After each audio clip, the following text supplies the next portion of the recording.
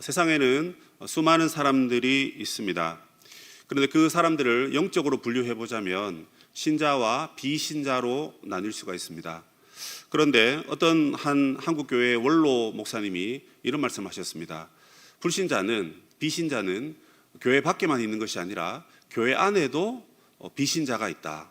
그리고 불신자가 있다. 이런 엄청난 이야기를 터뜨리셨습니다. 그가 수십 년 동안 목회를 해왔고 많은 성도들을 제자 훈련하고 가르치셨고, 그리고 교회에 좋은 것은 다 가지고 와서 마음껏 가르치고 마음껏 예배하고 그렇게 한 영혼을 위해서 애쓰고 수고하셨는데, 그의 마지막 목회의 종점에서 결론은 그래도 교회 안에 불신자들이 있더라 하는 것입니다.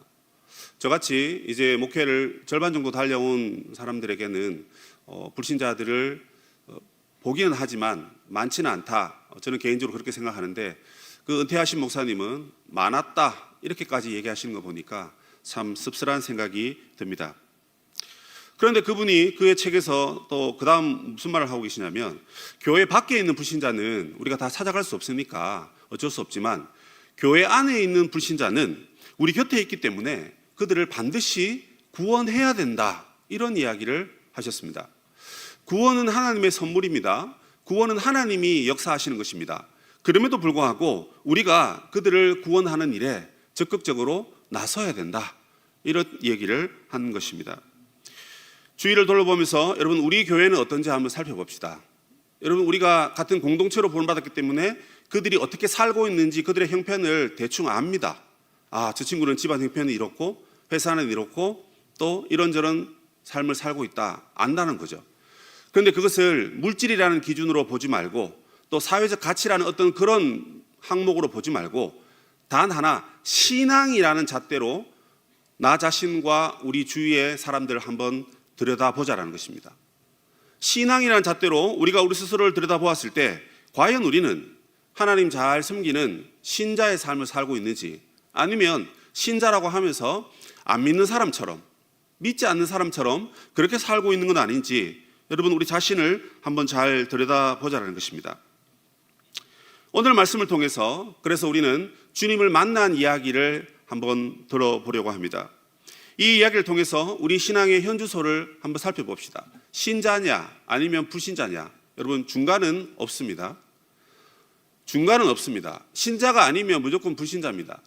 믿는 척 하면서도 여전히 우리의 삶이 그렇게 따라가지 않으면 미안한 얘기지만 불신자에 더 가깝다라고 보면 됩니다. 점수를 후하게 줄 필요도 없고 그래서도 안 됩니다. 정말 하나님 앞에 나는 신자인가 불신자인가, 주님께서 빌립과 나다나엘을 만나서 하시는 말씀을 통해서 우리의 신앙의 현주소를 짚어보고, 또 우리 곁에 있는 믿지 않는 자들에게 우리 어떤 마음으로 그들에게 다가가야 될지, 그것도 말씀을 통해서 한번 살펴보겠습니다. 오늘 여러분이 읽으셨던 이 요한복음은 복음서 중에 가장 늦게 기록된 책입니다. 그렇기 때문에 요한은 마태, 마가, 누가가 기록한 그 복음서를 다 읽어보고 자기가 해야 될 말을 따로 특별하게 편집해서 이 말씀을 기록했습니다. 그래서 이 말씀에는 좀 특별한 이야기들이 많이 들어가 있는데, 그 모든 이야기들의 핵심은 무엇이냐면 예수님은 하나님의 아들이시다 하는 것입니다. 그 말은 다른 말로 예수님의 신성을 요한은 특별히 강조했습니다. 요한은 예수님의 신성을 강조하면서 특별한 이야기들을 골라서 기록했습니다. 그래서 1장에 가보면 예수님은 태초에 천지를 창조하시는 하나님이시다, 이런 고백을 합니다. 그 어떤 복음서에도 그런 이야기를 하지 않습니다. 세상의 창조주는 하나님이시다, 보통 이렇게 고백하는데 예수님이 창조주시다, 그렇게 고백합니다. 그런데 예수님이 창조주실 뿐만 아니라 예수님이 빛이시다라고 말합니다. 그 빛이 어둠 가운데 왔다라는 거죠. 이 땅은 어둠인데 빛이신 주님이 오셔서 우리에게 환한 빛을 비추어 주셨다는 것입니다. 그래서 그 빛을 영접하는 자는 곧 하나님의 자녀가 된다, 그런 말씀을 합니다. 그리고 하나님의 자녀들에게 주님이 찾아오시는데 베드로와 안드레, 그리고 빌립과 나다나엘, 그리고 세례 요한과 그의 제자들에게 예수님이 어떻게 찾아오셨는가 하는 그 이야기를 오늘 전해주고 있는 것입니다. 그 중에 오늘 우리가 읽었던 본문에 나오는 인물은 빌립과 나다나엘입니다. 빌립 이야기는 조금 짧게 치고 빠집니다. 그러니까 예수님께서 빌립을 부르셨는데 예수님하고 그냥 곧바로 따라갔다. 그리고 빌립은 베드로와 안드레 동네 사람이다, 이것밖에 얘기하고 있지 않습니다. 근데 이 짧은 구절에서 우리가 알 수 있는 건 뭐냐면 예수님께서 우리를 주님의 제자로 부르실 때, 예수 믿는 자로 부르실 때 즉각적인 순종을 주님이 원하신다는 것입니다. 그래서 이것을 매우 급진적이다 그런 얘기를 합니다. 옛날에 이제 급진적 제자도라는 그 책이 있는데 그 책을 보시면 예수님이 부르실 때 기도해 보고요. 예수님이 부르시는데 제가 이걸 하고 가야 돼요. 예수님이 부르시는데 집에 제가 아버지가 돌아가셨는데 장례를 치르고 가겠습니다. 이건 다 틀린 행동이라는 것입니다. 하늘의 왕이시고 하늘의 아버지이신 주님이 저와 여러분을 주님의 제자로 부르실 때 그 어떤 핑계가 있어서는 안 된다는 것입니다. 특별히 여러분들이 만약에 하나님의 자녀로 부르신 것 외에 교회의 임원으로, 또 성경 공부를 인도하는 자로, 또 주일학교 선생님으로, 찬양팀 등등 여러 곳에서 주님이 여러분을 부르고 계시는 줄 믿습니다. 그런데 그때 우리는 어떻게 판단합니까? 나는 지금까지 열심히 헌신했으니까 이제는 좀 쉬어야 될 것 같아요. 여러분, 종이 내가 쉬는 것을 내가 결정합니까? 우리가 그리스도의 종이라고 말하면서 우리는 우리의 생각과 우리의 판단과 우리의 물질과 우리의 에너지를 나 스스로 다 조절하려고 합니다. 그러나 그것은 옳지 않는 것이죠. 예수님이 내 인생의 주인이라 하였고 우리는 주님의 종이라고 하였는데 주님이 부르시는데 아멘 하고 가야 되는데 잠깐만요, 저기요, 기도해보고요. 거기서 말하는 기도해보고요라는 말은 조금 격하게 해석하면 약간 신성모독이 될 수도 있는 고백입니다. 주님이 우리를 부르실 때는 우리를 잘나서 부르는 게 절대 아닙니다. 반대로 우리가 못났기 때문에 주님 우리를 부르시는 거예요. 왜요? 우리 못났으니까 주님 부름 받아서, 주님의 능력 받아서 주님의 일에 쓰임 받아야 되니까. 그런데 우리가 세상에 살다 보니까 잘나야 되고 돈도 있어야 되고 그러다 보니까 그런 사람들만 들어 쓰더라는 것입니다. 그런 사람들만 뽑히더라는 거예요. 그 논리로 교회 와서 여전히 하나님을 그런 식으로 우리가 생각하고 있는 것입니다. 그래서 하나님이 나를 부르시는데 아이고 하나님 저는 부족해요, 옆에 있는 저 친구를 쓰세요 하고는 우리는 거절하죠. 예수님이 빌립을 부르는 모습을 보면서 우리가 어떻게 하나님의 부르심 앞에 대처해야 할까, 여러분 다시 한번 생각해 보십시오. 아까 주일학교 선생님들을 모신다라고 했는데 여러분, 그것이 지금 주님이 우리를 급진적으로 부르시는 것입니다. 제가 이번에 회사 취업하고 내년에 하겠습니다. 제가 결혼하고 내년에 하겠습니다. 그런 얘기 하시면 안 되는 것입니다. 그래서 주님이 부르시는 그곳에 우리가 아멘하고 달려가야 되고, 또 주님 부르실 때는 즉각적으로 기도해보고 내가 판단하는 것이 아니다라는 것을 여러분 우리는 기억해야 될 것입니다. 한편 주님이 빌립을 부르시고 난 다음에 빌립을 통해서 나다나엘을 부르고 계십니다. 빌립이 이제 예수님을 만났습니다. 그래서 이제 내가 만난 게 이제 메시아구나 하는 걸 깨달았습니다. 왜냐하면 빌립이 내가 모세가 예언하는 그 선지자를 내가 만난 것 같다. 정확하게 신명기 18장에 나오는데요. 그 선지자를 내가 만났고, 그리고 여러 선지자들이 말하는 그 메시아를 내가 만났다 하면서 나다나엘에게 가서 예수님을 만나자 이렇게 초청을 합니다. 그런데 나다나엘이 뭐라고 말합니까? 야, 이 사람아, 나사렛에서 무슨 선한 것이 날 수 있겠느냐 이렇게 하면서 딱 한마디로 거절을 해버립니다.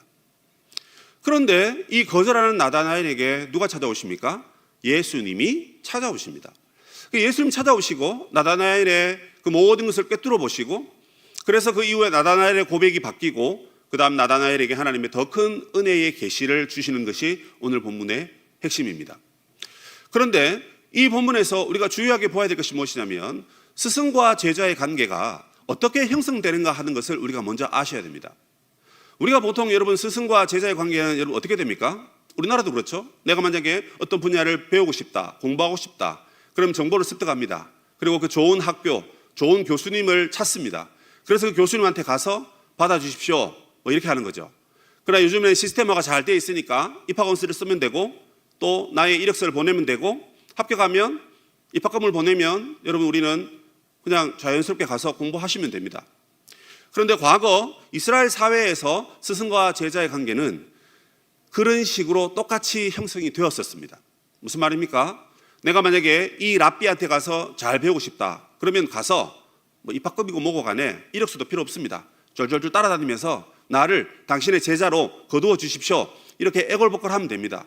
그러면 이제 그 정성을 보고 그 스승님이 오냐, 나의 제자가 되어라, 뭐 이렇게 이제 넘어가는 거죠. 그런데 그 당시도 그랬고 원래 요즘도 그렇고 이런 방식으로 스승과 제자의 관계가 성립이 됩니다. 그런데 예수님은 이 공식을 깨트리신 겁니다. 하나님이신 예수님께서 세상의 모든 어둠을 다 물리치시는 빛이신 그 주님이, 우리의 구원자로 오신 그 주님이 개 중에 제일 똘똘하고 제일 잘생기고 제일 가능성 있은 자를 부르면 그나마 이해가 되는데, 전혀 그렇지 않은 자를 주님이 오셔서 불러 가시다라는 겁니다. 여기서 여러분 우리는 사실 충격 받으셔야 됩니다. 아, 내가 할만하니까 내가 회장이지, 내가 성경 좀 아니까 꿈터 섬김이로 내가 부름받았지, 내가 이 교회에서 어릴 때부터 자라왔잖아, 그러니까 내가 이 자리에 지금 내가 쓰임받고 있는 거야, 이렇게 생각한다면 여러분은 하나님을 섬기는 것이 아니라 나라는 지금 우상을 섬기고 있다라고 생각하셔야 됩니다. 내가 원하는 스승을 내가 쫓아다니고 내가 돈을 내고 내가 스승님을 위해서 내 목숨도 바치겠습니다, 오냐 그래라, 그거는 세상의 논리입니다. 그런데 주님에게 여러분 우리는 한 것이 없고 주님이 하라는 것도 순종하지 못했는데 주님이 먼저 우리들을 부르시더라는 것입니다. 주님이 부르는데 내가 계산을 합니다. 계산을 해보는 거죠. 주님이 나를 부르셨는데 내가 계산을 해보니까 이거 나한테 힘들더라는 것입니다. 그래서 주님 잠깐만요, 저는 아닙니다, 저를 부르지 마시고 옆에 있는 저 친구를 불러주세요, 이런 판단과 고백을 하는 우리들인데, 주님이 나다나엘을 부르셨다. 그것도 빌립을 먼저 부르시고 즉각적인 순종을 원하시는 그 주님이 이제 나다나엘을 부르셨습니다. 자, 그러면 나다나엘은 여러분 어떤 사람이었습니까? 오늘 본문에서 간단하게 세 가지로 살펴볼 수 있는데, 첫 번째, 그는 하나님의 말씀과 지식에 능한 사람이었습니다. 왜 이렇게 해석을 하냐면 나다나엘이 이렇게 말했죠. 와보라, 내가 메시아를 만났다 하니까, 빌립이 그렇게 얘기하니까 나다나엘이 나사렛에서 무슨 선한 게 날 수 있느냐 하면서 그걸 반대합니다.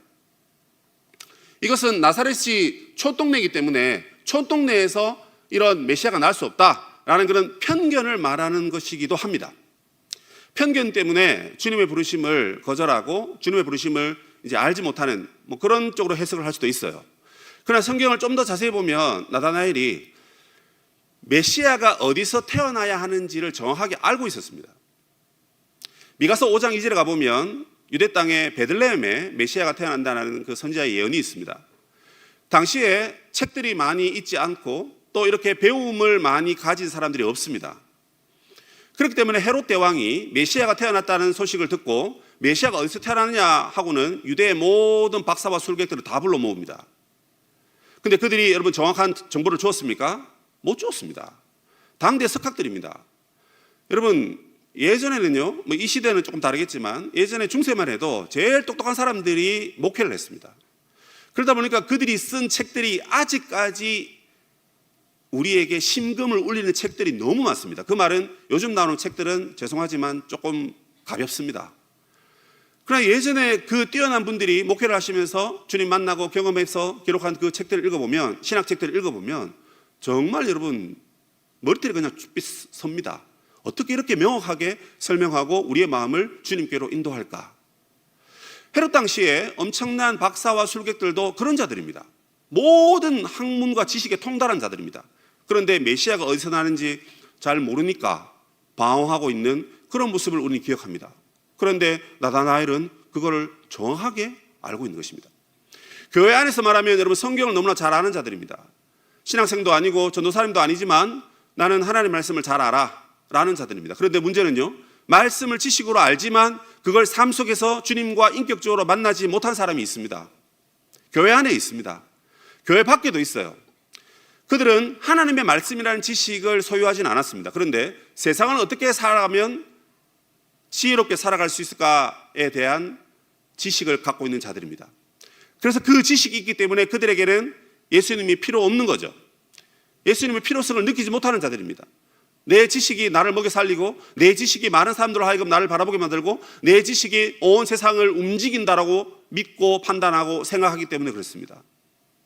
교회 안에 말씀에 능한 자, 율법에 능한 자, 그러나 주님을 만난 적이 없는 그런 안타까운 영혼들이 있고, 교회 밖에도 자신의 머리만을 믿고 그렇게 그냥 살아가는 안타까운 영혼들이 있다라는 것입니다. 그 영혼들에게 오늘 주님이 찾아오셨다라는 거죠. 두 번째, 나다나엘은 어떤 사람입니까? 오늘 성경에 보니까 그는 참 이스라엘 사람이라 그 속에 무엇이 없다고요? 간사함이 없다, 이렇게 되어 있습니다. 여기서 이스라엘과 간사함이라고 하니까 딱 떠오르는 인물이 있는데 그 사람이 누구냐면 바로 야곱입니다. 야곱은 하나님 만나고 난 다음에 그의 이름이 이스라엘로 바뀝니다. 하나님 만나기 전에 그는 매우 꾀돌이였습니다. 간사한 사람이었습니다. 모든 축복을 아버지로부터 빼앗기 위해서 그는 아버지를 속이고 형제를 속이고 많은 사람들을 속인 사람들입니다. 매우 약삭 빠르다라는 의미를 갖고 있죠. 그런데 나다나엘에게는 그런 모습이 보이지 않는다라는 것입니다.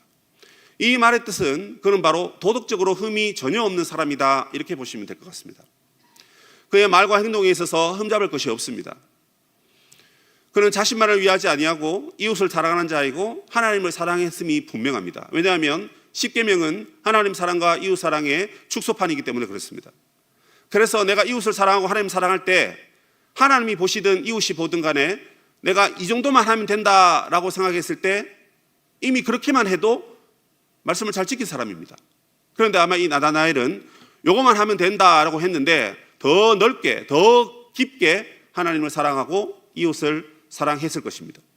그래서 하나님은 그가 도덕적으로 전혀 흠이 없는 사람이다. 내가 옛날에 야곱을 기억하는데 그 야곱 내가 믿는 사람으로 만들기 위해서 그의 환도뼈를 치고 그래서 다리를 쫄뚝쫄뚝 절게 만들고 그래서 그가 나를 의지하게끔 내가 만들었는데 너는 내가 보니까 이미 율법의 모든 걸 다 지키고 하나님 말씀에 어긋남이 없는 도덕적으로 완전한 수준에 이르는 자다. 예수님이 여러분 그렇게 평가하는 것입니다. 여러분 그런 도덕적으로 완전한 사람에게 왜 주님이 빌립을 보내셔가지고 왜 주님이 그들에게 찾아갔을까요? 도덕적으로 완전하다는 것이 여러분 우리를 구원하는 길이 아니기 때문에 그렇습니다. 내가 성품이 좋고 내가 온화하고 온전하고 겸손한 것이 나와 이웃에게 도움이 되긴 합니다. 그 사람하고 있으면 행복하고 그 사람하고 있으면 그냥 기분이 좋습니다. 그 소리 빵빵 치고 맨날 지적하고 책망하는 사람들보다는 그런 사람들이 더 낫겠죠. 그러나 그런 도덕적인 완전함이 자기를 구원에 이르게 하는 그런 원동력이 되지는 못한다라는 것입니다. 근데 이런 사람들이 여러분 사실 구원받기 제일 어렵습니다. 왜요? 내가 큰 죄를 저질러 본 적이 없기 때문에 그렇습니다. 사람을 죽여본 적도 없고 사람을 심지어 미워한 적도 없습니다. 그 아픈 사람을 향하여 나는 늘 기도해 주었고 나의 물질을 나누어 주었고 그들과 함께 기도했고 함께 그들의 손을 붙잡고 하나님 앞에 나아갔었기 때문에 여러분 부족함이 없는 것입니다. 그런데 그런 그에게 주님이 찾아오셨다는 것은 이게 충격적인 사실인 것입니다. 이걸 우리가 여러분 깨달아야 되는 것입니다. 저 사람은 법 없이도 살 사람이다 라고 할지라도 도덕적인 순결함이 있다 할지라도 여러분 우리가 주님 앞에 우리가 얼마나 우리의 순결을 주장할 수 있겠습니까? 하나님 앞에 얼마나 우리가 여러분 빛과 소금의 삶을 살았다라고 우리의 의를 하나님께 드러낼 수 있겠습니까? 아무도 없습니다. 그러므로 우리 교회 안에 저 사람은 너무나 착한 사람이야 도덕적으로 흠이 없는 사람이야 라고 할지라도 그 사람도 역시 주님을 만나야 할 사람으로 우리는 그렇게 이해하고 있어야 됩니다. 마지막 세 번째로 그는 무화과나무 아래에 있었던 사람입니다. 주님이 무화과나무 아래 네가 있는 것을 내가 먼저 보았다라는 그 말에 이 나다나엘이 깜짝 놀랍니다. 아니 주님, 나는 주님을 이제 봤는데 불과 몇 분 전에 내가 무화과나무 아래에 있었다는 것을 주님 언제 보셨습니까? 이건 역시 요한이 주님의 신성을 나타내고 있는 한 대목이라고 볼 수 있습니다. 그런데 여러분 이 무화과나무 아래에 앉아 있다는 것은 그곳에서 어떤 휴식과 그다음에 기도와 명상 또는 성경을 묵상하는 자리가 여러분 무화과나무 아래입니다. 그 유대인들이 그런 어떤 습관을 갖고 있었던 거예요. 그러면 여러분 이 나다나엘이 무화과나무 아래에서 뭔가를 쉬면서 기도하면서 뭔가를 묵상하고 있었던 것입니다. 여러분 그 나다나엘이 거기서 무엇을 묵상하고 있었을까요? 먼저는 여러분 자신의 인생 가운데 있는 그 갈등에 대한 해결책을 찾고 있었던 걸로 보아집니다. 그런데 여러분 이스라엘 사람이고 간사함이 없고 그리고 메시아가 어디에서 태어나야 된다는 사실도 알고 있었던 사람입니다. 성경도 많이 알고 성품도 너무 좋은 사람입니다. 그런 그 사람이 무화과나무 아래에서 뭔가를 명상한다고 했을 때 그 명상은 100% 메시아를 묵상한 것이라고 볼 수 있습니다. 말씀을 알고 성품이 완벽한데 세상적인 것을 위해서 어떻게 하면 내가 돈을 잘 벌고 어떻게 하면 내가 성공할 수 있을까? 여러분 그런 골몰한 생각에 무화과나무 아래에 있었겠습니까? 그렇지 않습니다. 그러려면 여러분 세상에 나가야 됩니다. 거리로 나가야 됩니다. 그래서 많은 사람들을 만나고 그 사람들에게서 지식을 듣고 그렇게 내가 어떻게 살까 이런 고민을 하는 거죠. 그런데 이 사람은 매우 경건하게 매우 신실하게 무화과나무 아래에서 메시아가 어디서 올까? 메시아가 언제 올까? 메시아가 누구일까? 메시아가 빨리 와서 나를 만나주기를 바라는 그런 소망으로 그는 거기에 있었던 것입니다. 그런데 이것을 여러분 주님이 다 아신 겁니다. 그런데 여러분 이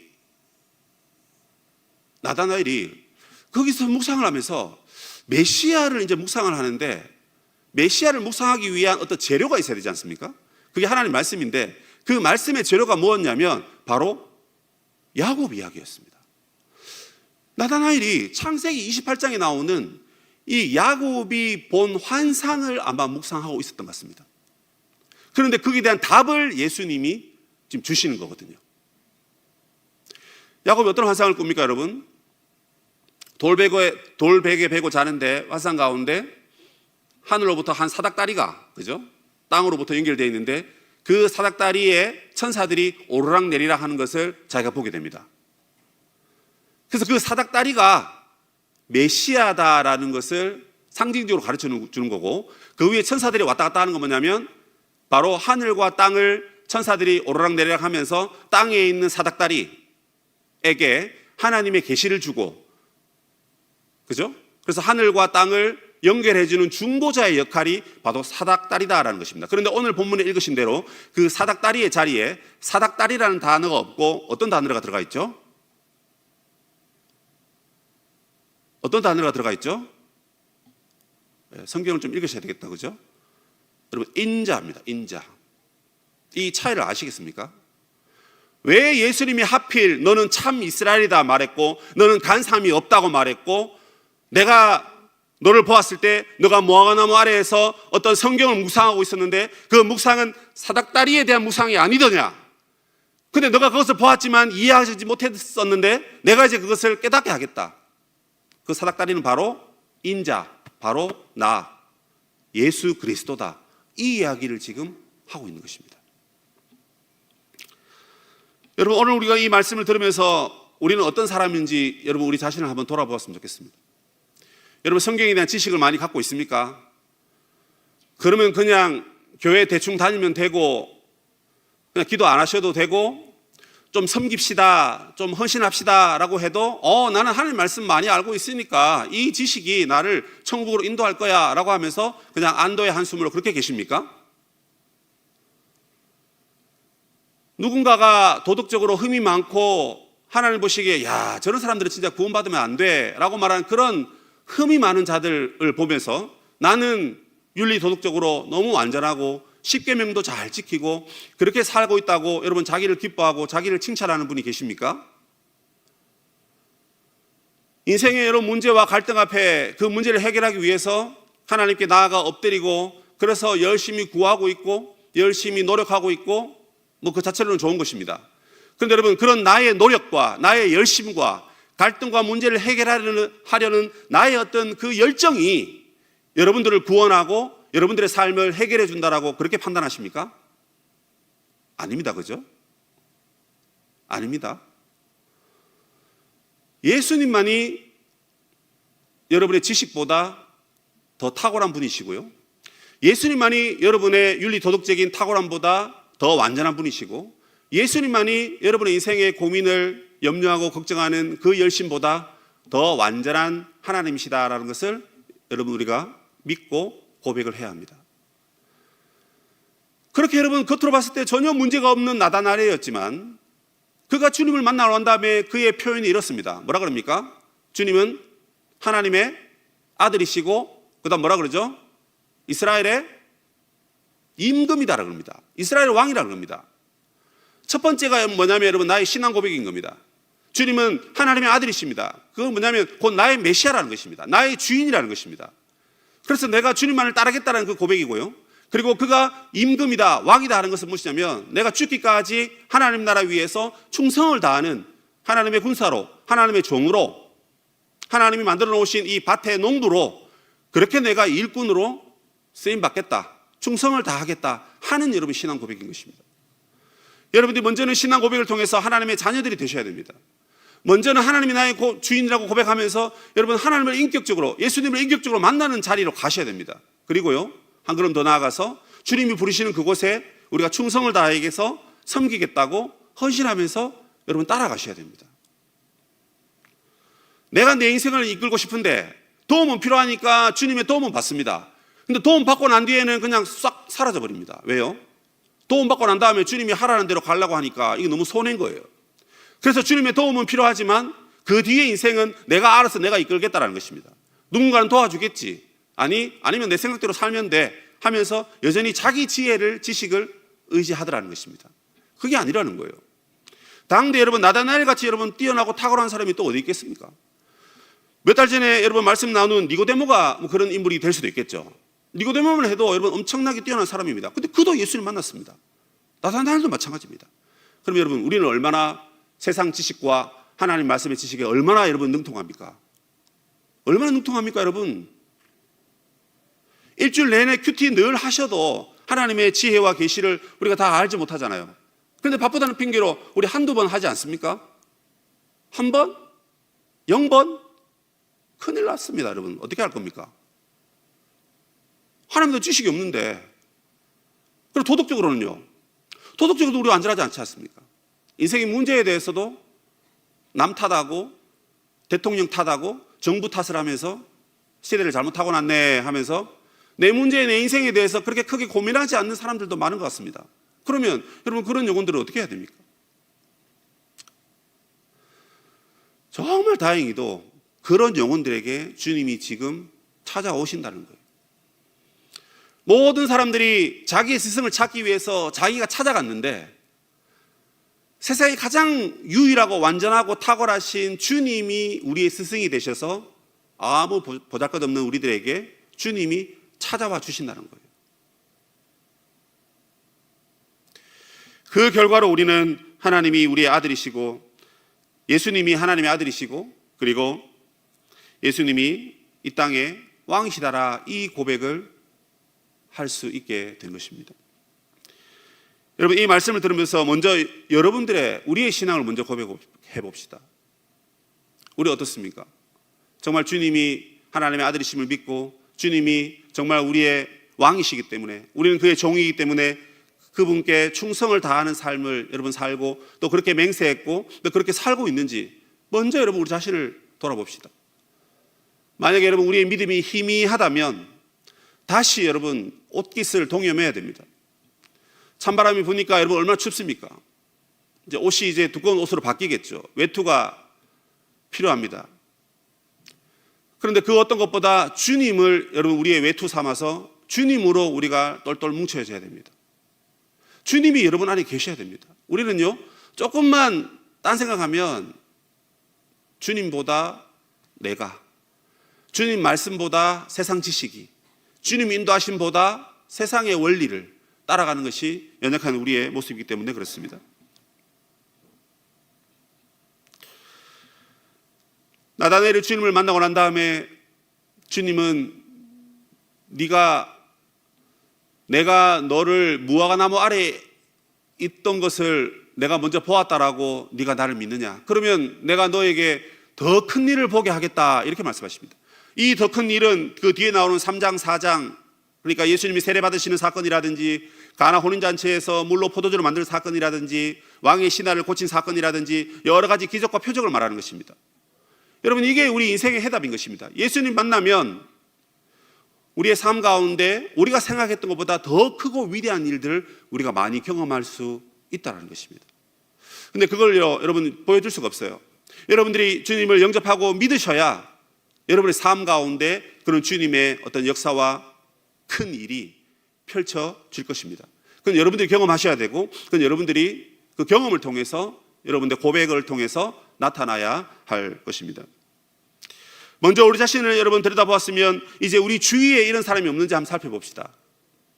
우리 주위에 여러분 자기가 지식을 좀 갖고 있다고 해서 그것이 세상에서 가장 좋은 것이야 하면서 주님을 필요로 하지 않는 사람, 나는 너무 완벽해, 나는 도덕적으로 너무 괜찮은 사람이야. 물론 그런 사람들이 자기가 괜찮다고 말하지 않을 겁니다. 근데 우리가 보면 알죠. 그 사람 참 좋은 사람이야, 괜찮은 사람이야. 그래도 그 사람에게도 예수님이 여러분 필요한 것입니다. 또 자기 삶의 문제를 해결하기 위해서 기도와 명상과 묵상을 통해서 끊임없이 다림질하는 그 누군가가 있다 할 때, 물론 그런 열정과 열심이 너무너무 중요하지만 방향이 잘못됐다는 것입니다. 예수님께 나와서 예수님 앞에 그렇게 엎드려야 되는데, 세상에서 또 나 홀로 그 문제를 해결하려고 하는 사람이 있다면 여러분 그 사람도 오늘 주님을 만나야 될 사람인 것입니다. 우리가 교회에서 여러분 전도축제를 한다 하니까 와, 사람 많이 등록시켜야지, 숫자가 몇 명 왔어? 예, 몇 명 왔습니다. 에이, 좀 더 노력하지. 이런저런 얘기하면서 성과를 내야 되니까 그것이 여러분 부담되어서, 야, 교회가 무슨 세상도 아닌데 회사도 아닌데 이렇게 성과를 내야 돼, 나는 차라리 안 한다, 뭐 그런 마음을 갖고 그냥 뻣뻣하게 고집스럽게 있는 분도 보입니다. 그런데 이런 말씀을 하셨죠, 목사님께서. 우리가 그 명단을 제출하고 뭐 인원수를 늘리고 대형 강사를 모시고 와서 행사하고 다 좋은데, 그것보다 더 중요한 것은 이 계제를 통하여서 우리 곁에 예수님 만나야 될 그 영혼이 분명히 있는데, 그 영혼들을 주님께로 인도하려는 어떤 우리의 마음의 작은 소원, 그걸 가지고 그 마음 가운데서 우리가 하루하루 살아가면 좋겠다, 이렇게 여러분 목사님 말씀하신 것이 기억이 납니다. 그렇습니다. 당장 한 명 안 데리고 오면 야, 너도 다른 교회 가, 뭐 그렇진 않겠지만 마치 다른 교회 가야 될 것처럼 그런 여러분 눈치 때문에 그렇게 그냥 명단을 올리고, 그건 아닌 거죠. 이 말씀을 통해서 우리 자신이 정말 주님이 부르신 자다라는 것을 기억하고, 내가 이런 문제가 많은데 그런데도 주님이 나를 불러주신 것에 대해서 여러분 먼저 감사해야 될 것 같습니다. 뿐만 아니라 우리가 그렇게 부름받았다면 우리 주위에 있는 그 누구도 이런 나와 같은 위치에 있는 자들에게도 이런 주님의 부르심을 여러분 받게 해야 됩니다. 그걸 여러분 그 사람들을 불러라고 우리를 먼저 부르셨잖아요. 그 사람들을 주님께로 인도하라고 나를 부르신 것입니다. 하나님이 다 함께 하시니까, 역사하시니까, 인도하실 거니까 우리는 그저 순종하고, 주님이 우리의 임금이요 왕이라고 했으니까 그냥 순종하면 됩니다. 결과 한 명만 등록해도 아무런 상관없습니다. 왜요? 우리가 다 그런 마음을 갖고 있고 또 그런 삶을 살 것이기 때문에 그렇습니다. 그러므로 우리 꿈꾸는교회 청년 여러분, 우리가 두 가지를 기억하면 좋겠습니다. 먼저는 여러분 주님의 부르심에 우리가 믿음으로 반응해서 주님이 우리의 구세주이고 우리의 임금이심을 여러분 믿고 감사할 수 있었으면 좋겠습니다. 여러분 나가보십시오. 어떤 스승님들이 여러분 우리를 부릅니까? 안 부릅니다. 아무도 안 부르지 않습니까? 그런데 여러분 스승 중에 스승이신 우리 주님이 우리를 부르신다는 이 진리야말로 우리가 감사해야 될 첫 번째 이유라고 생각합니다. 또 하나 우리가 기억해야 될 것은, 여러분 우리가 이 사실을 믿는다면 빌립이 메시아임을 확신하고 나다나엘에게 가서 그를 주님께로 인도했던 것처럼 우리도 그 누군가를, 세월이 걸릴 수도 있습니다. 세월이 걸릴 수도 있어요. 그렇지만 내가 저 사람은 내가 하나님께로 인도하겠다, 주님의 제자로 내가 인도하겠다, 여러분 그런 결단을 하시고 그 영혼들을 위해서 지금부터라도 늘 기도하고 기회를 엿보시고, 그래서 그들을 주님께로 잘 인도할 수 있는 그런 우리 믿음의 청년들이 다 되시기를 주님의 이름으로 축복합니다. 아멘.